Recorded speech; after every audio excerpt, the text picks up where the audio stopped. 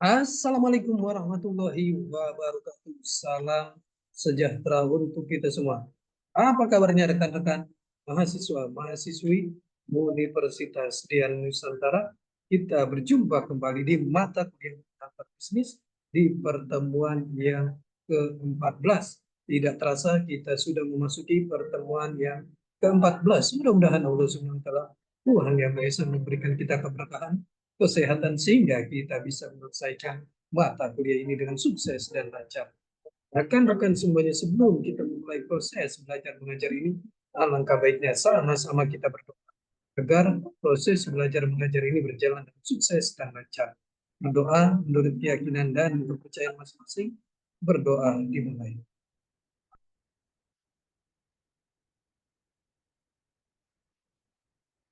Selesai.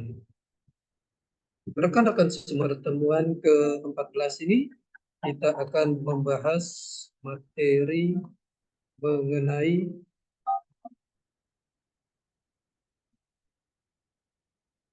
fungsi keuangan dalam bisnis. Ini adalah materi yang sangat menarik sekali. Apa itu fungsi keuangan dalam bisnis dan juga wirausaha? Dalam bisnis, dalam wirausaha, pengertiannya sebagai berikut.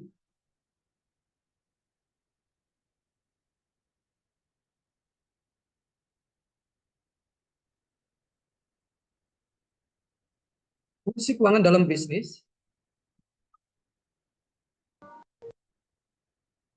Nah, fungsi-fungsi keuangan dalam bisnis, kalau kita lihat di sini, apa pengertian dari keuangan itu sendiri atau financial?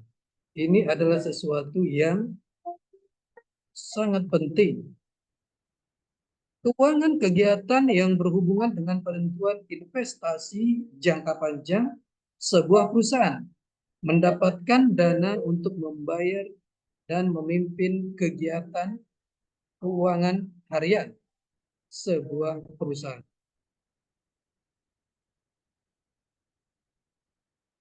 Itulah yang dimaksud dengan keuangan. Tugas manajer keuangan, manajemen arus kas, pengendalian keuangan, perencanaan keuangan,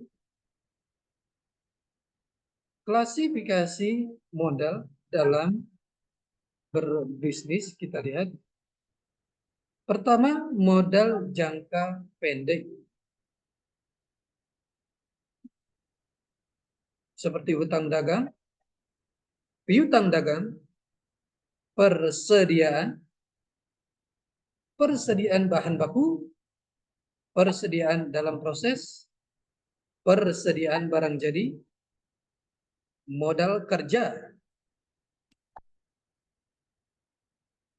Apa saja modal-modal jangka panjang?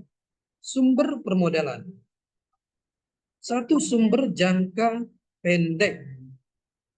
Seperti hutang dagang.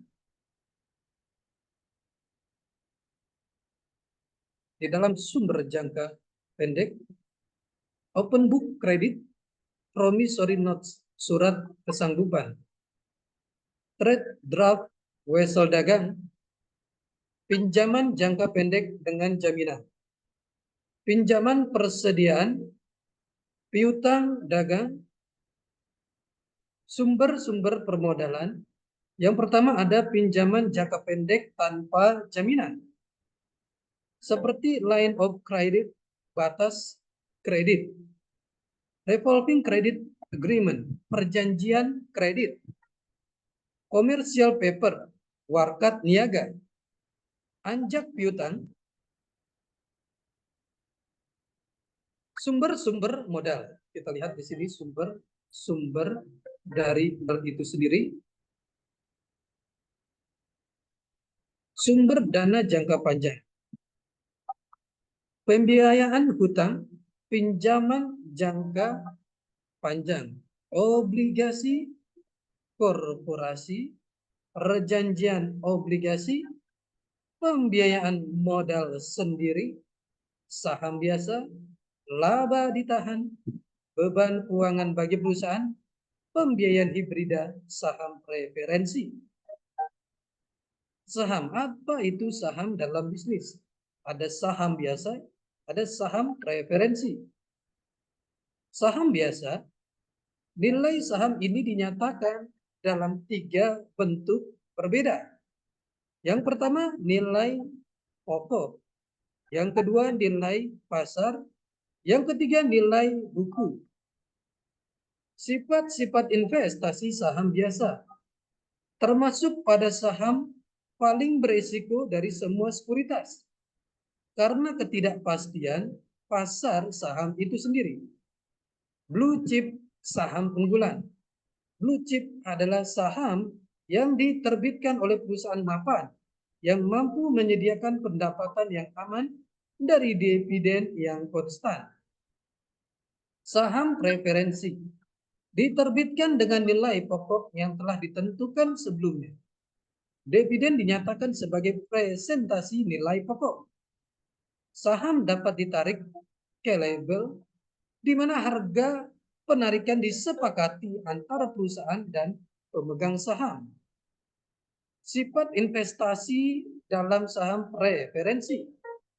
Karena punya hak pertama untuk dividen, pendapatan risikonya lebih kecil daripada pendapatan saham biasa dari perusahaan yang sama. Pendapatan menjadi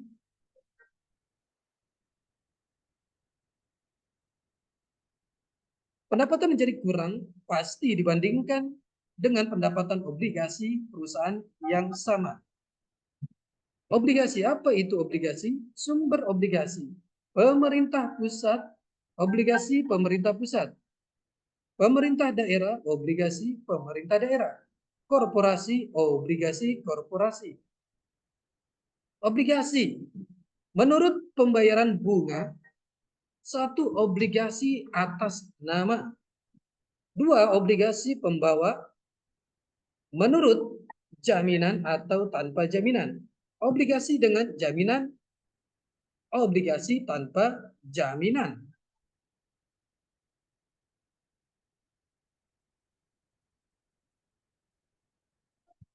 Sehubungan dengan jatuh tempo, obligasi dapat ditarik, obligasi berseri, obligasi dapat ditukar. Pengertian bisnis dalam marketing mix atau bauran pemasaran dalam bisnis. Bauran pemasaran merupakan seperangkat alat pemasaran yang digunakan perusahaan untuk mencapai tujuan pemasaran dalam memenuhi target market atau pasarnya. The tools available to a business to gain direction it is seeking from its target market in relation to its marketing objective.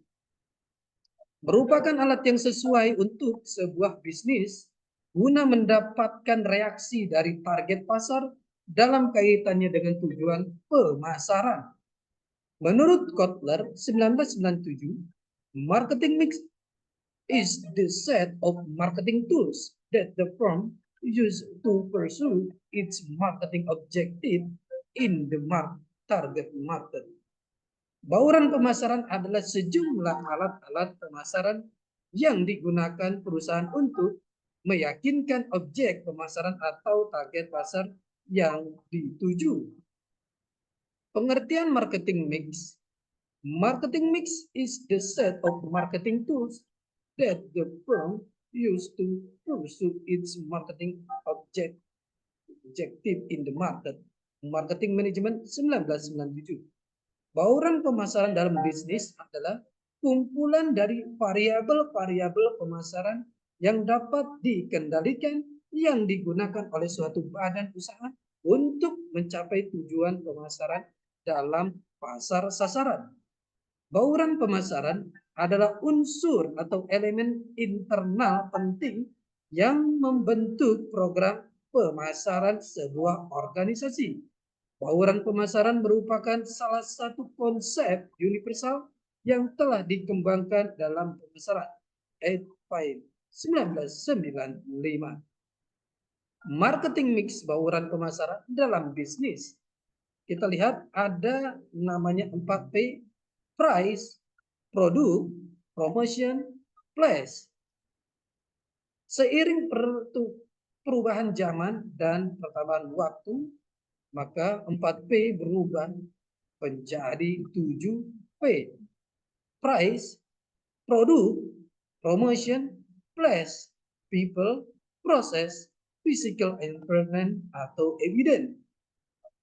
Kita lihat di sini lingkaran marketing mix, produk, price, promotion, place, people, process, physical, evidence. Itulah marketing mix, bauran pemasaran dalam bisnis. The marketing mix dikatakan marketing mix karena marketing objektif, tujuan pemasaran, type of produk, jenis produk, target market, target pasar, market struktur, struktur pasar, people behavior, perilaku pesaing, global issue, culture, religion, isu global, misalnya budaya, agama, marketing position, posisi pasar, produk portofolio, portofolio produk, produk. Apa itu produk? Kita lihat produk bisa dikategorikan menurut pada desain. Desainnya teknologi, usefulness, kemanfaatan, convenience, kenyamanan. Rekan-rekan, semuanya ini adalah pertemuan kita yang ke-14. Kita akan berjumpa di pertemuan-pertemuan selanjutnya. Tetap semangat belajar untuk mencapai kesuksesan. Salam sehat selalu. Assalamualaikum warahmatullahi wabarakatuh.